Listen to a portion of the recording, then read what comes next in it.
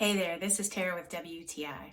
When I style my hair, I am usually worried about making sure that I protect it from heat damage. So that is why I like this Bellisso heat protectant spray. One of the things that I really liked about this spray when I first tried it was the pleasant, fresh scent that it had. It smells very good, and that's just a bonus that you can use for your hair. The other thing that I really noticed about this was when I went to go to spray it, it came out in a very fine mist. So whenever I sprayed it on my hair, it didn't make it feel oily, it didn't make it feel greasy, and it didn't make it feel weighed down or heavy.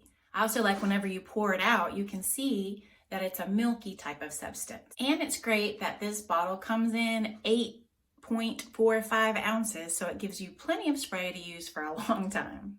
So if you've been looking for a heat protectant spray that will protect your hair whenever you're styling it, then I highly recommend this brand. And that is just my point of view.